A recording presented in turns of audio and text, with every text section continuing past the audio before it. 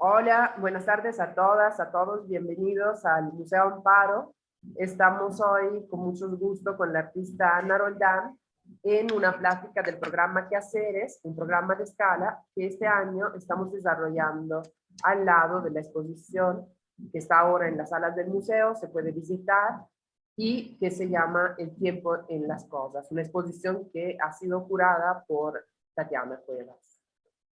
En esta exposición se intenta en principio presentar varias de las obras que conforman la colección de arte contemporáneo del Museo Amparo en ocasión de los 30 años que estamos festejando del museo, y pues también se propone una mirada curatorial de Tatiana Cuevas que aborda las distintas miradas que artistas han dado a la concepción del tiempo y al trabajo también, a partir de cierto tipo de documentos, de cierto tipo de rastros, de cierto tipo de archivos que por allá en sus investigaciones han ido encontrando y que han dado lugar a varias de las obras que están ahí. Además, pues efectivamente esta cuestión del tiempo de la historia se aborda desde una cuestión, digamos, más bien teórica. Así que en el programa que hacemos en el Museo Amparo, este programa dedicado a la conversación con artistas, con teóricos, con otros especialistas, a propósito de temas que detonan desde las exposiciones que están en las salas del Museo Amparo, hemos decidido dedicar esta sesión de este programa precisamente a esto, ¿no? O sea, a interlocutar con artistas que han observado ciertas figuras históricas, que han pensado desde una mirada microhistórica, que han pensado desde imágenes ya existentes y que también pues han propuesto otras formas de narrarlas. Hoy tenemos el gusto de tener aquí con nosotros, como estaba mencionando al principio, la artista Ana Roldán, que es una de las artistas que se presentan en las salas del museo en estos días. Espero que pronto puedan darse una vuelta si ya no lo han hecho. Y hoy entraremos en conversación con ella respecto de un par de obras que para ella pues son interesantes para poder tratar los temas que acabo de mencionar. Son obras que expanden, además la obra que es posible ver en el museo y que seguramente nos darán la posibilidad de observar su práctica en una forma más extensa y profunda. Ana, bienvenida. Gracias por invitarme.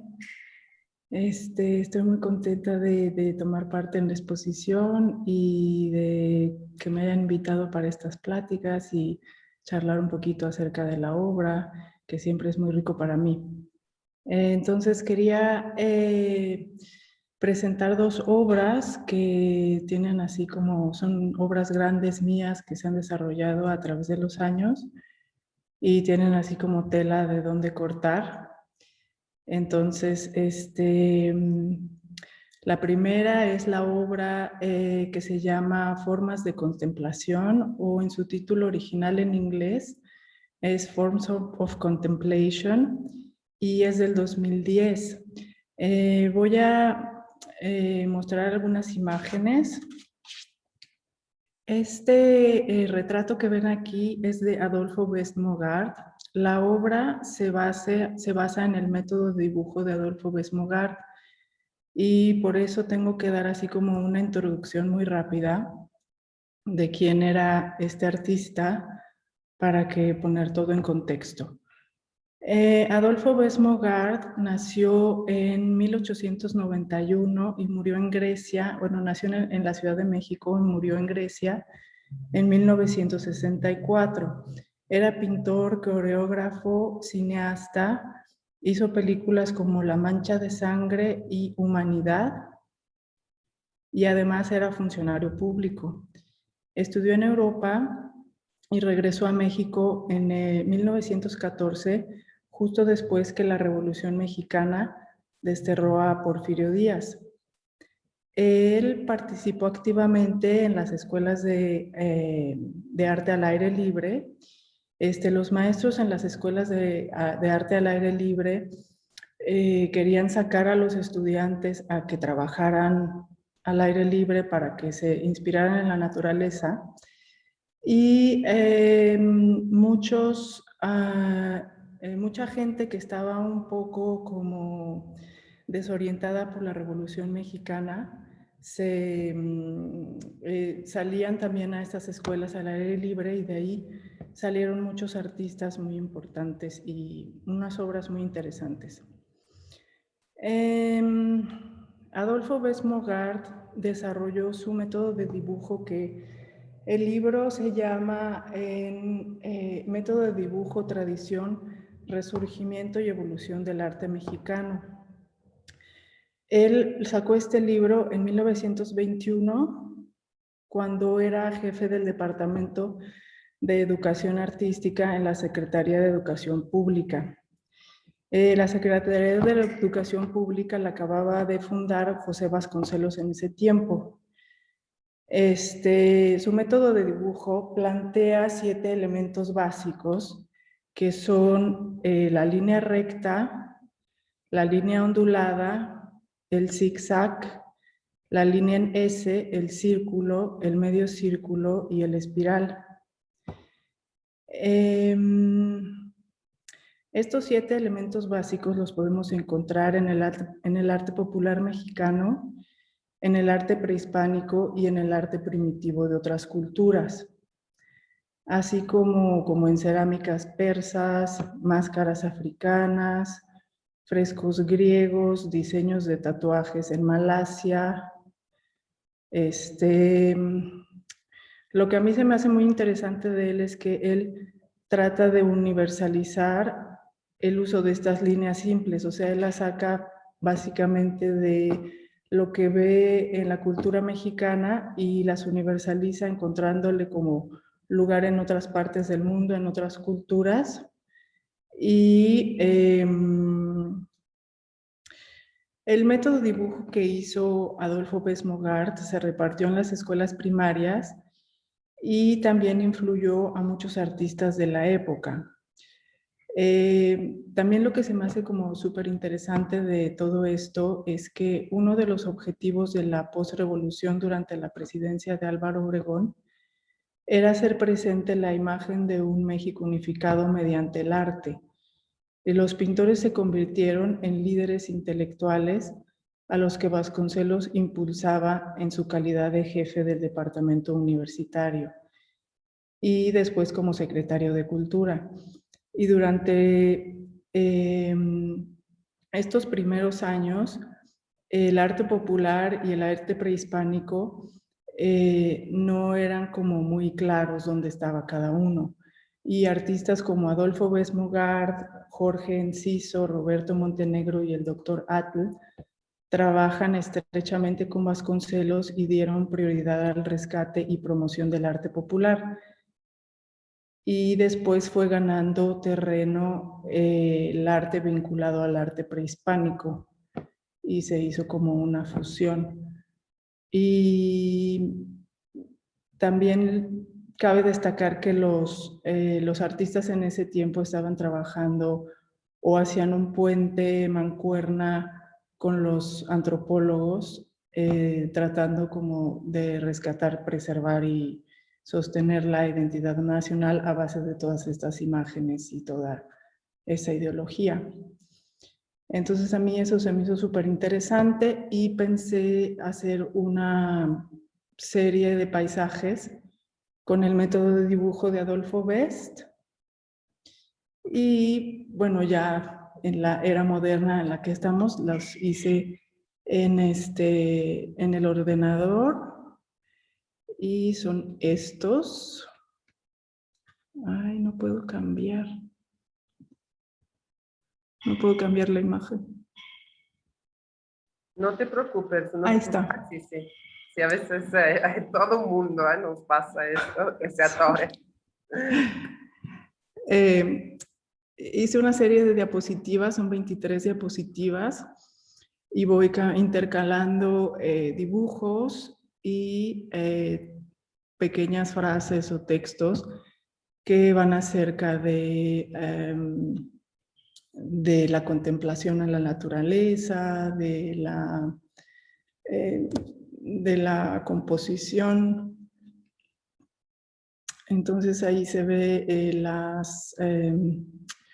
la proyección y estos son los dibujos, algunos de ellos con sus textos.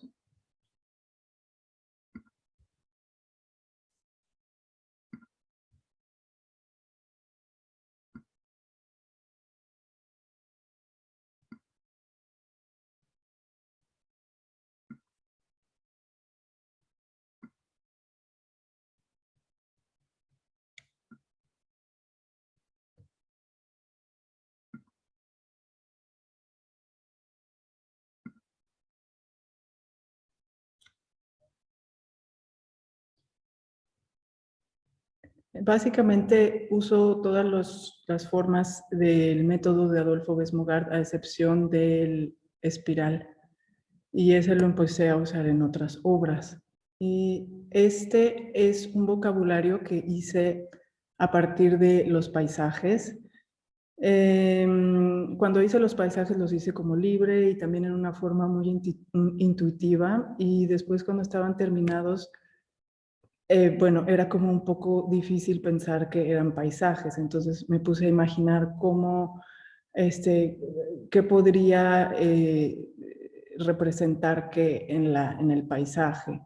Entonces saqué un grupo de formas y les di nombres para que los paisajes pudieran leerse, por así decir. Entonces inventé un vocabulario acerca sobre los paisajes que hice del método de Adolfo Bes-Mogart.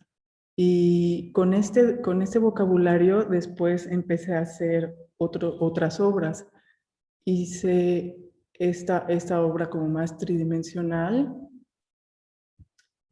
y ahora, justo ahora es nuevo, estoy haciendo estas acuarelas también que van así como un poquito más allá, o sea, sí tienen algo del método dibujo, tienen algo del vocabulario y son también un poquito libres, como en sí. Entonces este es el proyecto de formas de contemplación y ahora voy a hablar un poquito del bestiario. ¿Sí ven la imagen? En el 2009 empecé a escribir un bestiario. Empecé como imaginando muchas cosas que me rodeaban en mi producción artística, en mi vida cotidiana como artista. Empecé a pensar todas esas cosas que me rodeaban como si fueran alguien, o sea, como si fueran entidades o algo así, como si tuvieran un carácter, tuvieran sus buenas cosas, malas cosas, tuvieran como una personalidad y las empecé a describir, pero así como un poco caóticamente, o sea, muy libre. Hice uno y luego hice otro y después empecé a hacer como capítulos de esto y decidí en cada capítulo como solamente fijarme en una sola cosa, o sea, como en una sola obra, en un solo libro, en una sola corriente o en una sola cosa, en una sola idea que me interesaba. Entonces, por ejemplo, de un libro o de una obra que me interesara, o de un artista, empecé a sacar como figuras para hacer un capítulo y cada capítulo tiene entre 20 y 30 figuras hasta ahora y hago una descripción que es un texto y la ilustro con un como icono que después lo pinto con cera. Entonces, el bestiario se ve de esta manera. Hay dos marcos de hoja normal, como tamaño carta o A4, enmarcados, y en un lado está el texto y en el otro lado está el icono. Cuando muestro un capítulo completo, pues se hacen muchísimos cuadritos y se ve de esta manera más o menos. Después esta obra dio como una evolucionó, por así decir, y empecé a hacer performance instalaciones. Voy a hablar primero de los capítulos. El primer capítulo es acerca de este libro que se llama The Critical Writings de James, acerca de James Joyce. Fue editado, fue compilado. Fue una compilación que hicieron post-mortem de James Joyce, de varios pequeños críticas, artículos que él hizo y nunca se publicaron y tenían como un lenguaje, pues eso, muy crítico de sus contemporáneos. En este libro él critica como otras obras de teatro, personas, y a mí se me hizo muy interesante y se me hizo que tenía mucho que ver con, pues con esto que yo quería hacer, o sea, como que fue el link, fue lo que me dio como la idea o como que me iluminó, por así decir, para tener la idea de hacer el bestiario, haciendo estos textos que eran un poquito como críticas a lo que me rodeaba como artista, que eran como, no sé, el director de museo, el museo en sí, conceptos como la luz, el espacio, el tiempo, el coleccionista, el galerista, no sé, cosas que estaban todo el tiempo a mi alrededor. Y entonces así surgió el primer capítulo. El segundo capítulo es está inspirado en Henry Michaud y en dos libros de él, más que nada uno que se llama A Barbarian in Asia y Miserable Miracle. Aquí lo que me interesaba más que nada, bueno, yo hice un viaje en el 2008 a China. Estuve en una residencia como artista en China por un año y eso me marcó mucho. Y todo el shock cultural y como observar algo sin antes poder haber como podido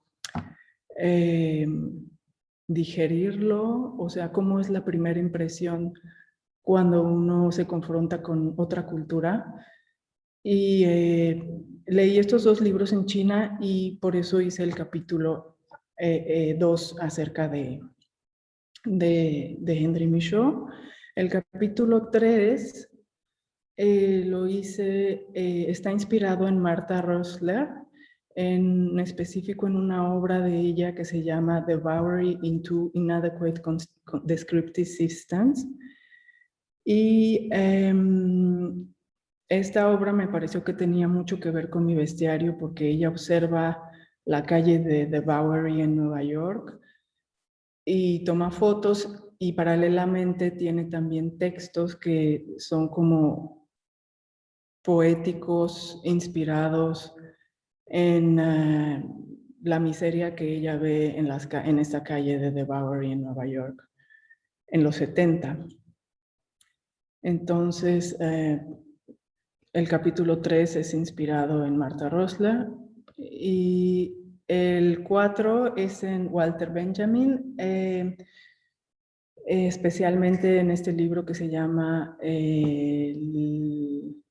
¿cómo se llama en español? El libro de los pasajes, ¿sí? Passagenwerk. Y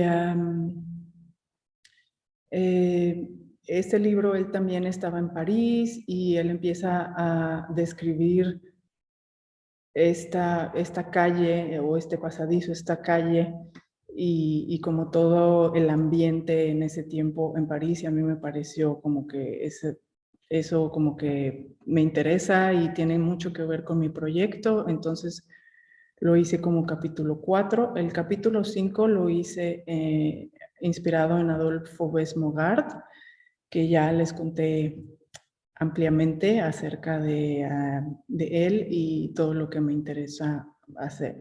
Él ha influido muchísimo en mi obra, no solamente la obra que hice acerca de él, formas de contemplación, sino muchas otras obras y mi forma de ver muchas cosas como artista. Y el capítulo 6 está inspirado bueno, este es Adolfo Besmogard, y el capítulo 6 está inspirado en los materiales que se usaron en arte povera.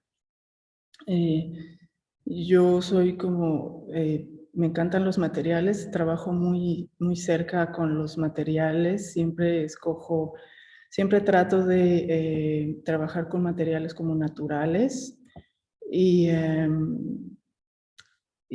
en arte povera se usaron como materiales de todos y se me hizo muy interesante explorar eso un poquito más y así como tarea de investigación me di hacer ese capítulo sobre los materiales usados en arte povera. Entonces, esta obra Bestiario es una obra como muy grande que me ha acompañado desde hace mucho tiempo y yo, no sé, como que calculo que me acompañará toda la vida. A veces trabajo muy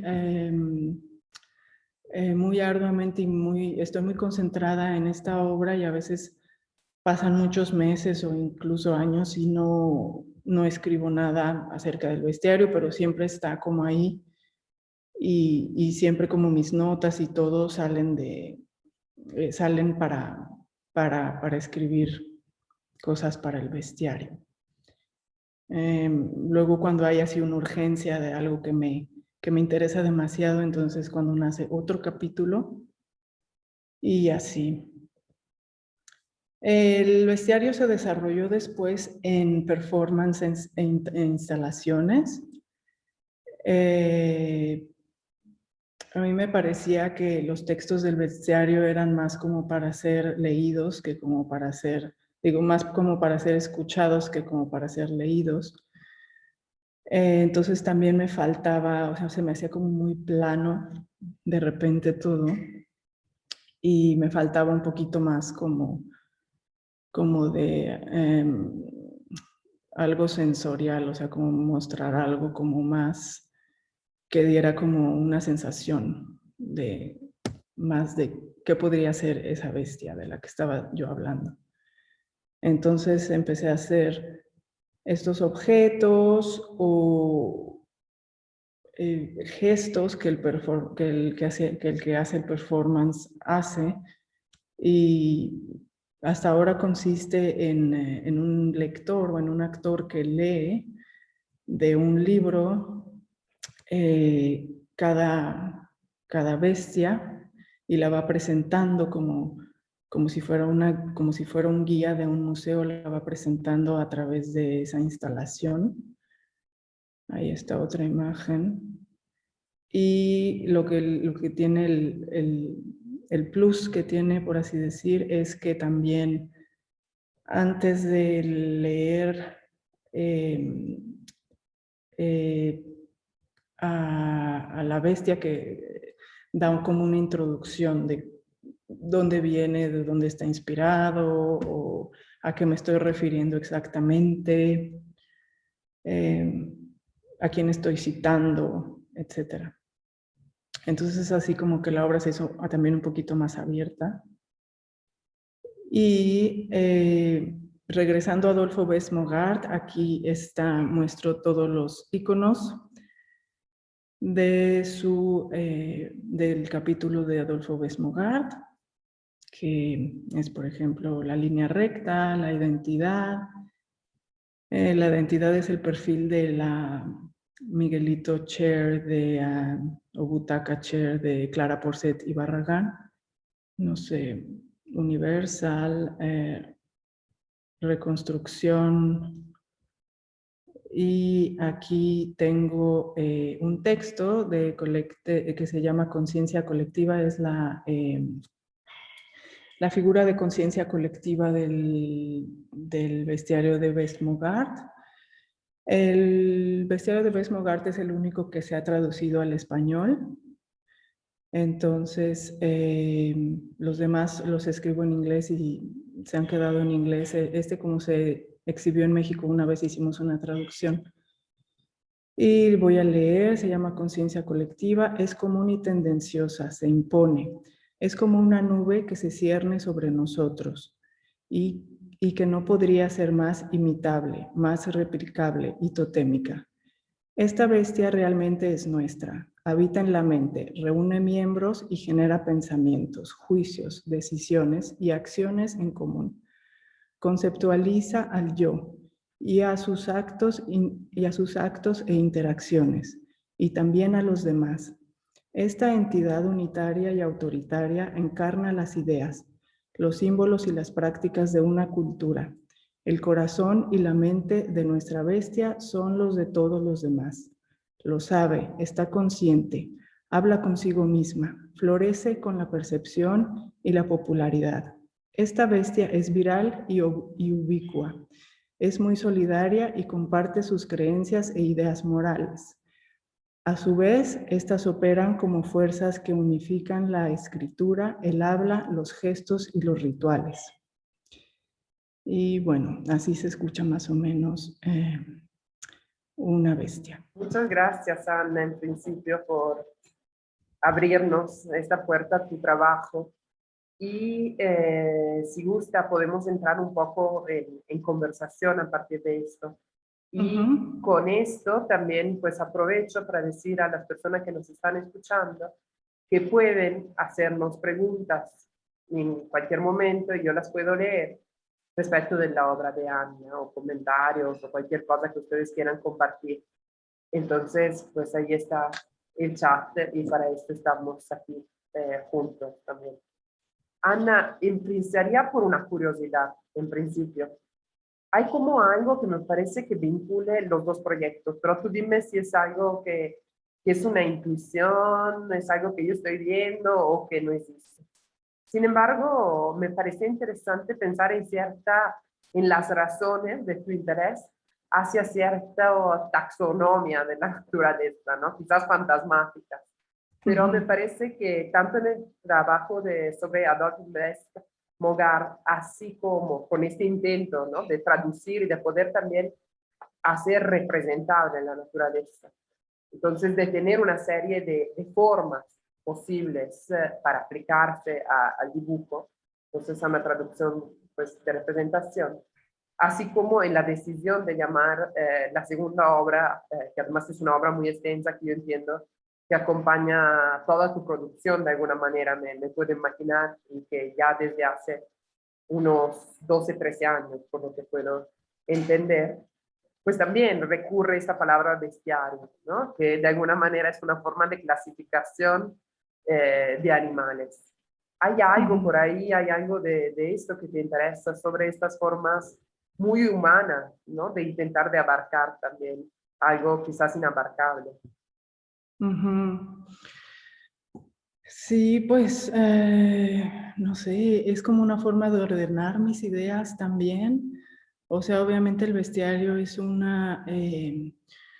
como una obra súper introspectiva y que finalmente se convirtió en una obra. O sea, yo creo que se podría quedar como solamente notas en el taller, como cosas que acompañan a los artistas todo el tiempo, un libro, una inspiración de una exhibición, y se convirtió esto en una obra. Y con la obra de Adolfo Best, sí, sobre Adolfo Best, es más bien como bueno, empezó como, me empecé a interesar como por eso que ya de por sí me interesa, que él empezó a hacer como también un orden de dibujo, este método que es como muy, un poco cerrado y tiene sus límites de estas 7 líneas y todo tiene fundamento. Y yo hice los dibujos y luego los traduje, eh, hice una traducción. Sí tienen definitivamente paralelos las dos obras. Sí, me gusta mucho que uses la palabra traducción y quizás de ahí me gustaría también explorarla más contigo. Yo veía las dos obras y cómo nos la ibas contando y algo que me llamaba mucho la atención era cómo trabajabas casi al insertarse de código, ¿no? O sea, había como algo que me imagino sea latente también en el bestiario, por ejemplo en todo el primer capítulo, en lo cual hablas también de un sistema del arte, ¿no? En donde haya cierta complicidad con algunos, ¿no? O con por lo menos ciertos grupos. Entonces, me interesaba también cuando nos contaste tu experiencia en China y de cómo de alguna manera también te encontrabas en este encuentro, ¿no? Con algo igual, o sea, que es difícil de entender por muchas razones, porque es una cultura muy distinta y también me imagino también en temas de lenguaje que tenga sus dificultades. Ujú, Entonces, pensando un poco en esto, ¿no? Esta manera de codificar, que creo que bien hace parte de tu trabajo con el dibujo. ¿Cómo ujú, piensas esta palabra de la traducción y si es cierto que vas buscando ciertos códigos o cómo piensas esto? ujú. Eh, bueno, yo en México estudié en la Escuela Nacional de Antropología e Historia, estudié historia. Empecé a estudiar historia y después vine a Suiza. Bueno, ya la carrera de historia fue como muy importante para mí, todo lo que estudié allí y eh, siento que es algo que me marcó mucho. Y después, justo antes de venir a Suiza, estaba pensando o estudiaba artes o estudiaba lingüística, porque en historia no estaba muy contenta, aunque sí me fue muy importante para mí, pero no me veía mucho como historiadora.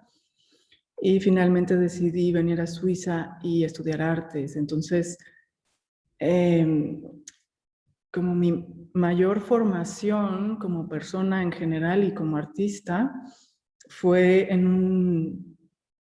un país extraño. O sea, yo llegué aquí sin saber el idioma, tuve que aprender y empecé a trabajar mucho con el lenguaje, porque yo estaba estudiando arte y paralelamente estaba estudiando alemán. Entonces el lenguaje se me hizo aún más interesante de lo que ya me interesaba de por sí. Y cuando terminé de estudiar arte, empecé a estudiar lingüística. Entonces eso me marcó mucho mi forma de producir y de traducir mis obras, como mis pensamientos, como mis ideas y como eh, yo casi siempre trabajo a partir de ideas y luego nacen las obras. Y entonces para que las obras tomen forma, tengo que hacer como una traducción y también por eso uso mucho materiales. Eso siento que dice muchísimo. Sí, ahí hay algo que particularmente a mí me interesa mucho y que creo que es evidente en estas distintas maneras en las cuales presentas tu trabajo, ¿no? Precisamente como nos contaste, por ejemplo, estos pasajes que conformaron la obra sobre Adolfo Besti, ¿no? Empezar desde una escritura, dibujo, ¿no? Para llegar a una tridimensionalidad. Y sobre esto me gustaría también entender más. Ahí hubo un momento en una conversación previa que tuvimos, que para ponernos un poco de acuerdo respecto a lo que ibas a querer presentar hoy o de qué ibas a querer platicar. En lo cual tú me dijiste algo que me interesó mucho y que tiene que ver, hoy lo repetiste una parte de esto, en lo cual hablaste de la oralidad de estas escrituras, ¿no? Entonces dijiste, estas escrituras están hechas más para ser escuchadas que para ser escritas. Entonces, sí, esto me interesa mucho y si gusta luego seguimos con la otra parte que me pareció interesante. Sí, sí, por alguna razón estos textos son mucho más para ser escuchados y yo creo que también tiene que ver con mi forma de producirlos, o sea, de escribirlos. Yo siempre los leo en voz alta y así los voy como tejiendo. Entonces, así se ha quedado de que suenan, son sonoros, son más sonoros. Y también por eso se me hacía como una lástima de repente que solamente uno viera el texto, por eso empecé con este desarrollo, bueno, con esta evolución de la obra en performances, porque yo quería que escucharlos, que fueran más bien escuchados que leídos en silencio. Sí. Me gustó mucho también este ejemplo que nos leíste hacia el final, además del código que nos mostraste o el alfabeto, ¿no? De esto. El icono. El icono, perdón. Pues yo creo que eso viene de ser sí, mexicana y el metro, ¿eh? Total, ¿no? Que de hecho yo por lo que sé de la historia del metro, tenía que ver también con la habilidad o menos de saber leer, ¿no? Entonces, de encontrar otras formas de poder identificar, precisamente de construir código. De hecho, sí, había otros elementos que reconocíamos, no sé, el Monumento a la Revolución me parece de haber entrevisto como progreso, era como, sí, como icono del progreso. Sí. Y recién yo leía un texto que me consejó otra artista, Marina de Caro, sobre de Val Flores, que se llama una lengua cosida de relámpago. Y hay algo ahí muy interesante donde ella habla, es una filósofa, educadora argentina, y ella hablaba mucho de la posibilidad de pensar imágenes no sedentarias, ¿no? O sea, de cómo precisamente hacer una revolución a pesar de estas posibilidades variables de la escritura también de constituir imágenes, ¿no? Pensando también en la construcción, por ejemplo, de icono como forma también de escritura de alguna manera. Entonces hay algo que no sé si tú pienses también algo al respecto, como cierto tipo de posibilidad de abrir brechas no variables, ¿no? En estas formas de iconos o códigos que vas construyendo, que me parece que puede hacer una reflexión también sobre conceptos de historia.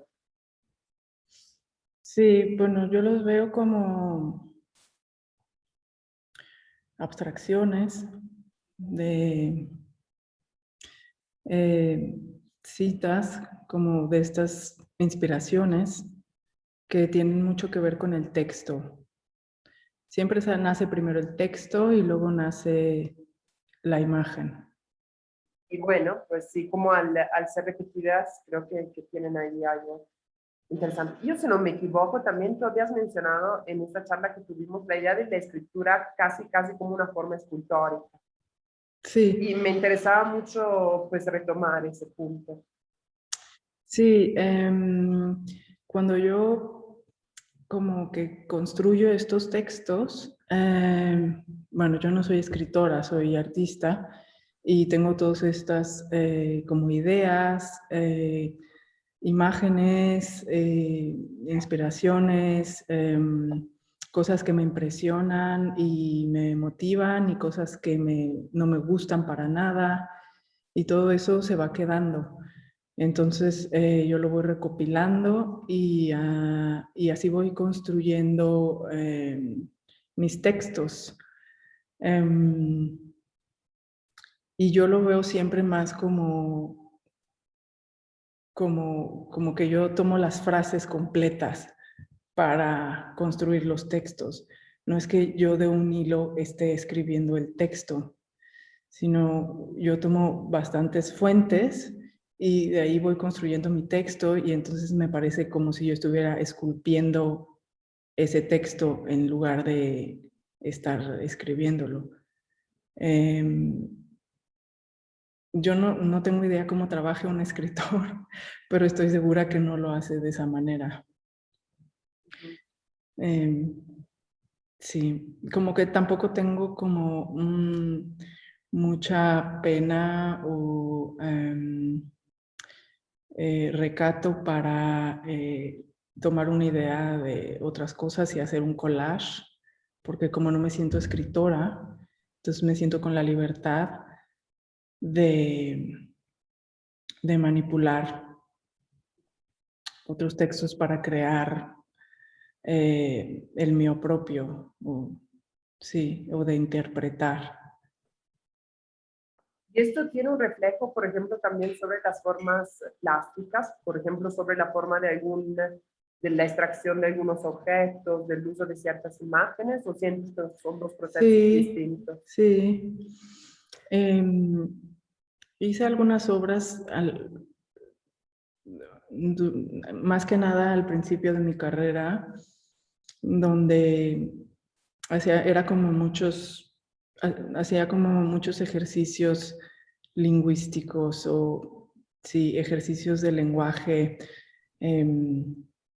como por ejemplo si uno repite, la repetición le quita peso, por ejemplo, a una frase, o depende del tono, le da otro sentido. Entonces también en otras obras, por ejemplo, la que está ahora en el Museo Amparo, que se llama Displacements, ves como quitarle peso a esas imágenes, como quitarle seriedad. Sí. Y también con los textos hago igual, como son críticas, como puedo burlarme o lo contrario. Entonces puedo manipularlos, cortarlos, hacer collage. Sí, hay algo que también regresa, y ha regresado en varias conversaciones, perdona, que tiene que ver con la idea quizás del fragmento también, ¿no? O sea, de la posibilidad de esta recombinación. Quizás es no sé, me parece casi entrar a una cuestión más fílmica, ¿no? Del lenguaje, así, de posibilidades del montaje. No sé si haya de esto, pero también, pues, no sé si, así como para los objetos, haya algo que tú quieras decir sobre estos materiales, ¿no? Sobre la importancia que para ti, y recalcaste durante la conversación, tienen algunos materiales para usarse en ciertas obras. Por ejemplo, para quien no haya visto también la pieza de Displacement, ahí qué tipo de reflexión hace sobre los materiales o cuál sería la reflexión de la traducción en cera de estos bestiarios. Bueno, como ya te había dicho, el material en mi obra es súper importante. Es como otro tipo de lenguaje, es otra manera como de expresar un sentimiento, algo que no puedo expresar con palabras porque se ve y se siente casi, o sea, tal vez no lo puedes tocar, pero sabes cómo se sentiría tocarlo. Entonces yo uso muchísimo para cada obra un material que sé que le da como otro, le da un sentido más nítido a lo que quisiera decir. O sea, si yo usara otro material, cambiaría completamente la obra, cambiaría completamente el sentido. Y si le doy el material adecuado, el que yo quiero, entonces dice exactamente lo que yo me imagino. Entonces, el uso de los materiales es muy muy importante en mi trabajo. Y por ejemplo, en la obra que está ahora expuesta en el museo, tengo dos tipos de líneas. Por ejemplo, tengo las líneas del material que uso, que son estas imágenes de objetos que, eh,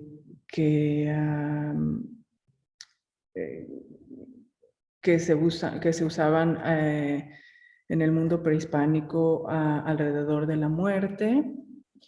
Y tengo mis líneas muy rectas, que son estos cortes. Y entonces ahí casi que se siente, ¿no? El corte y qué es el objeto. Y de la cera, ¿quieres decirnos algo de, por ejemplo, por qué sucede ahí? De la cera me imaginé como un sello, ¿sabes? Como un sello, como algo que es más difícil de borrar, o sea, un sello como es difícil de quitar, como los sellos que se usan para mandar cartas, que se usaban para mandar cartas antes, algo que queda ahí como que es permanente, que eh, me imagino que este bestiario mío tiene también mucho que ver, hablábamos la otra vez, con el tiempo. O sea, yo siempre describo una bestia a partir del momento en el que estoy viviendo y puede cambiar, por ejemplo, en algunos años. Puede ser que describa la misma figura, pero de otra manera porque yo ya soy otra persona. Pero esa bestia que fue se queda y casi como que vive porque la cera es un material orgánico. No sería lo mismo si yo simplemente lo imprimiera sobre un papel con Inject o así. Claro. Le da más como ese carácter de ser. Sí. Sí, de hecho hablábamos en la vez pasada de la idea de que quizás pueda ser un diario de alguna manera, si no me parece mal dicho, ¿no? Sí, habíamos usado la palabra Sí. diario para decir que este bestiario constituye exactamente esta escritura personal, ¿no? Sobre lo que pasa, o también a mí algo que me parece muy interesante es esta especie de lectura también que tú haces de ciertos autores o de ciertos episodios que también interceptan narrativas más grandes, pero que son leídas desde pues desde tú, ¿no? Como persona, como artista, como lectora también de estas situaciones. Sí, Sí. en principio, bueno, ya casi vamos, creo, acabando, porque el tiempo se nos va un poco acabando, pero bueno, quiero tomar la ocasión para decir que preguntas son más que bienvenidas y que igual estamos acá esperando de leerlos, si hay alguien que quiera intervenir. Y hay algo que quisiera como mientras quizás lleguen preguntas, preguntarte que también apareció y que tiene que ver con el concepto de cita. Lo dijiste, pero quizás porque cuando me mencionaste también de los materiales y dijiste, es como casi si tú los pudieras tocar, ¿no? Me hizo pensar también a esta distancia, quizás, que la cita de por sí abre, ¿no? Como esta cuestión de extraer a manera de fragmento, quizás algo para reinsertarse en un lugar, o también la cita de una experiencia táctil que puede evocar un material. Yo no voy nunca a poder tocar tu obra de cera en un museo y sin embargo sí tiene una evocación de aquel material.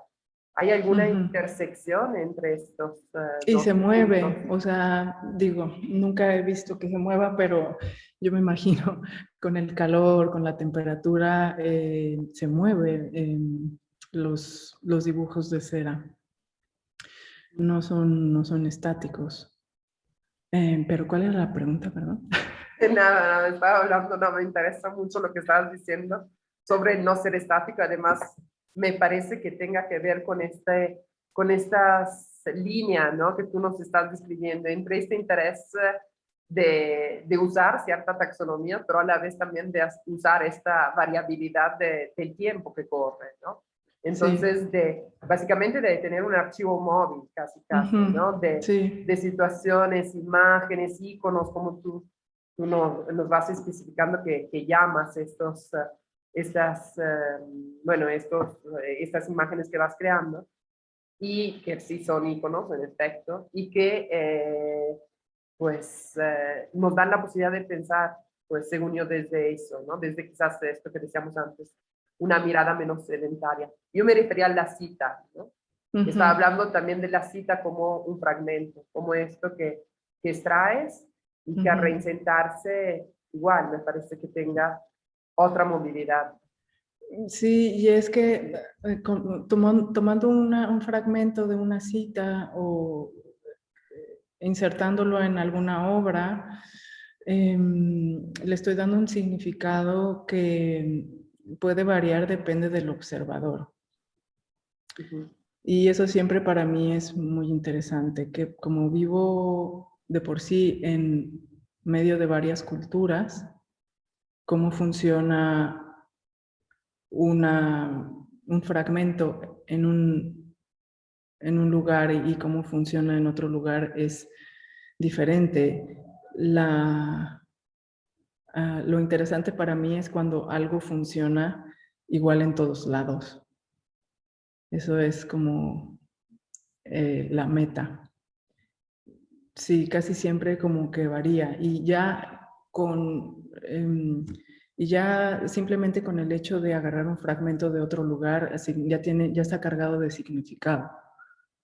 Me gusta y me interesa mucho, y quizás sería casi la última pregunta que yo te hago para ir paso a paso concluyendo, si no hay más preguntas.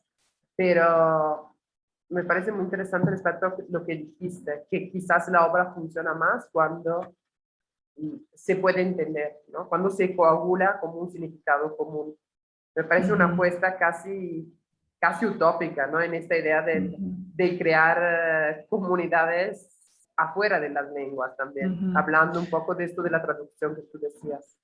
Sí, fue por eso también que la obra de Adolfo Best, el método de dibujo, me parecía tan interesante porque él empieza como hablando del arte popular mexicano y el arte prehispánico mexicano y cómo forjar una identidad mexicana, pero en capítulos más adelante en su libro él habla de cómo se repiten estas formas en todas las culturas del mundo, como si la identidad mexicana, pero por otro lado es como de todos, o sea, es como el ser humano más bien.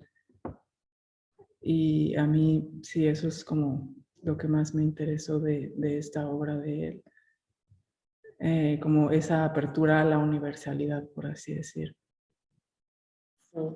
Quizás ahí hay algo hasta sobre el gesto, ¿no? Sobre esta posibilidad y otra capa que tú das a este proceso que llega hasta el performance, ¿no? Entonces, como creo que igual sería interesante que nos hablaras un poco un poco más, de esta cosa de abrir al cuerpo, ¿no? Entonces, de tener algo que es más sensible. Pienso, por ejemplo, lo que tú estás diciendo, ¿no? De cierta permanencia de ciertas figuras en muchas culturas, y de cómo quizás esto también se ha dictado por las formas en las cuales nuestro cuerpo funciona, hasta como, no quiero Exactamente, decirlo instrumento, pero quizás sí también, ¿no? exactamente, sí. Em,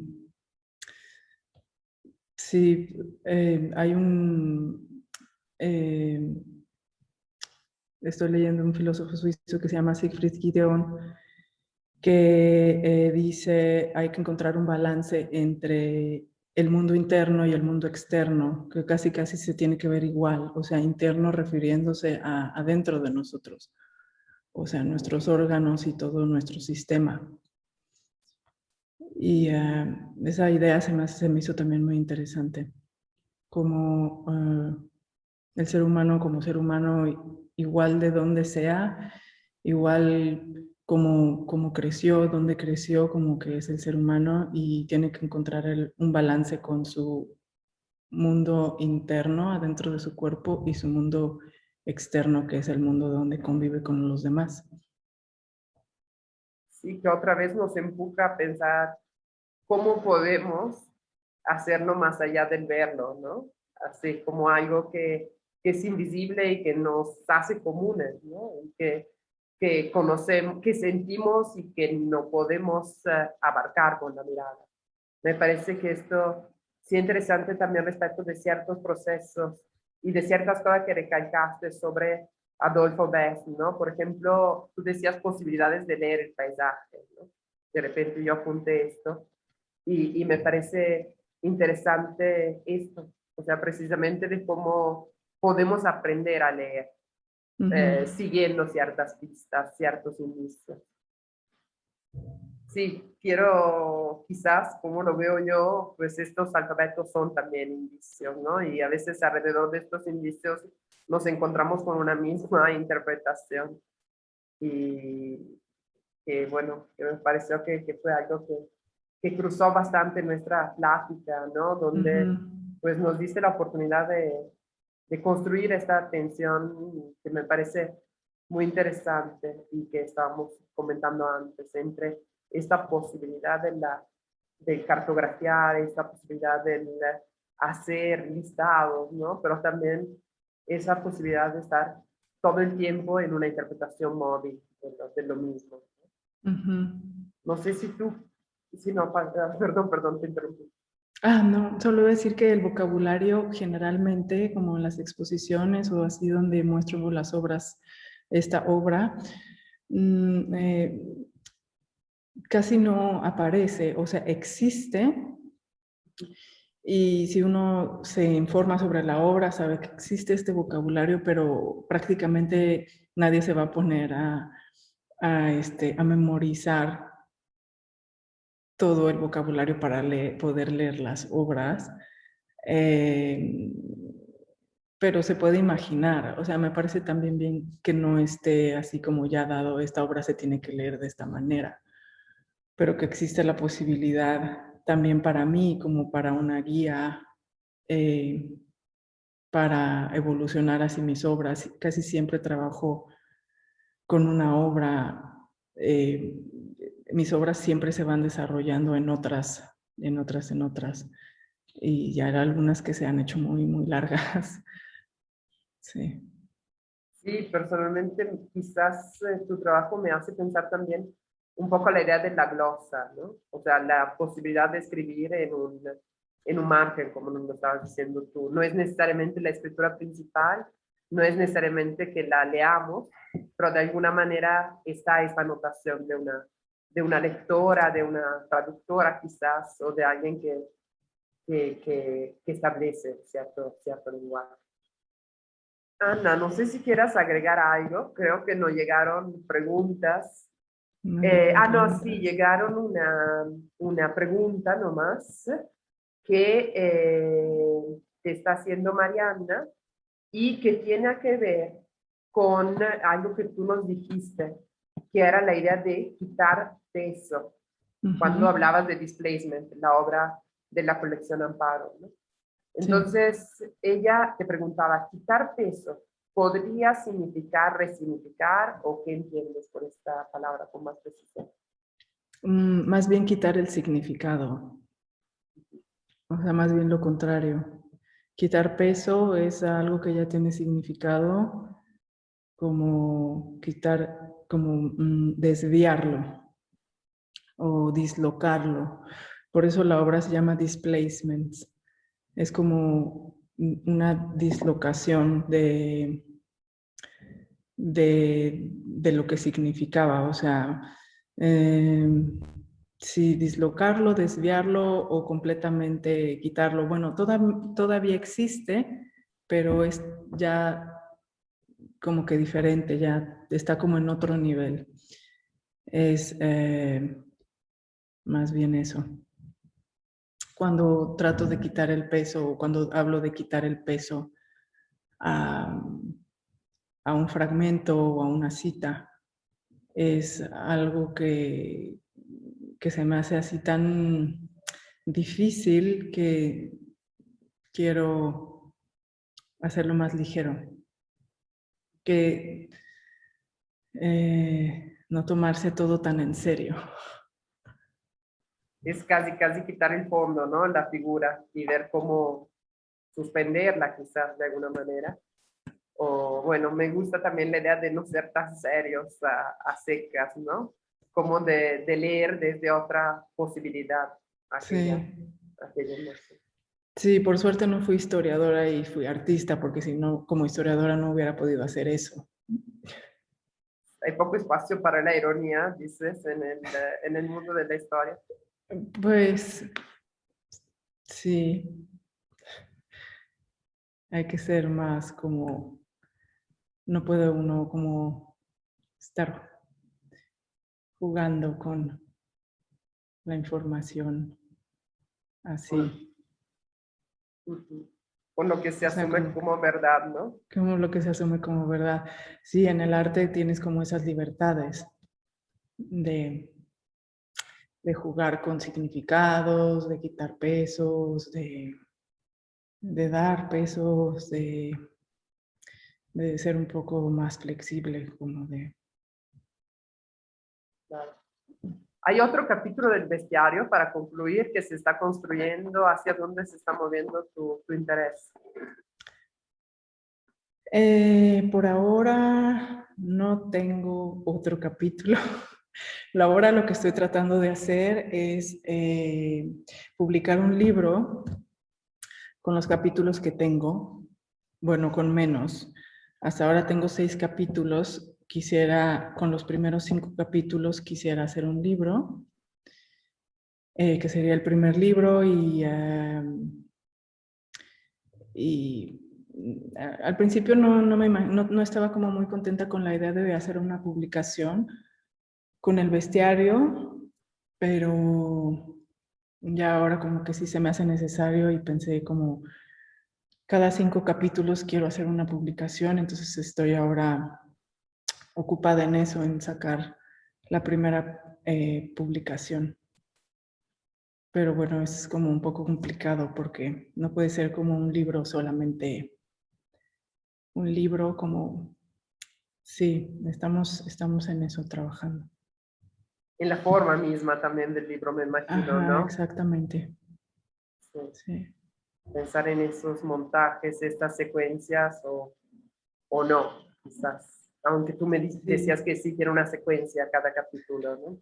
Cada capítulo es como siempre ha permanecido como junto, como que siento que la, como que el alma de cada capítulo lo arman justo el conjunto de todos las figuras que pertenecen. Entonces hasta ahora siempre he expuesto un capítulo completo, un capítulo completo. Pero bueno, como dije, hay figuras que se repiten. Por ejemplo, la figura del artista se repite en varios capítulos y cada vez que se repite, pues es diferente, porque es un tipo diferente de artista, o bueno, es una persona diferente que hace arte. Y sí, cada figura de artista está inspirada, por decir, en otro artista, o como yo pensé la figura de artista en este momento y en otro momento, o lo que me interesó de la figura del artista en este momento y en otro momento. Entonces, no sé, por ejemplo, ya cuando vaya más avanzado me puedo imaginar que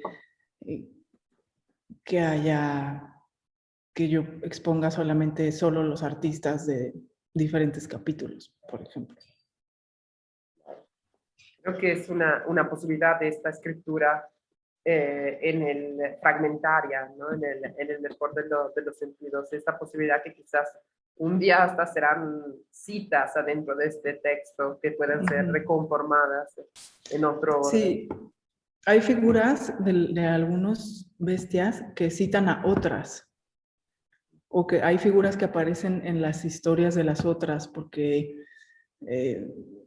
hacen cosas juntas. te agradecen en principio de la respuesta al quitar peso, podría ser como resignificar. Y no sé si Ana, tú quieras agregar algo más. Pues yo creo que está bien. Yo también te agradezco muchísimo por la conversación, te agradecemos de parte del Museo Amparo haber participado con nosotras hoy. Muchas gracias a quien nos está escuchando también y nos vemos a la próxima, al próximo encuentro de Quehaceres. Gracias, Sí, Ana. gracias por la invitación.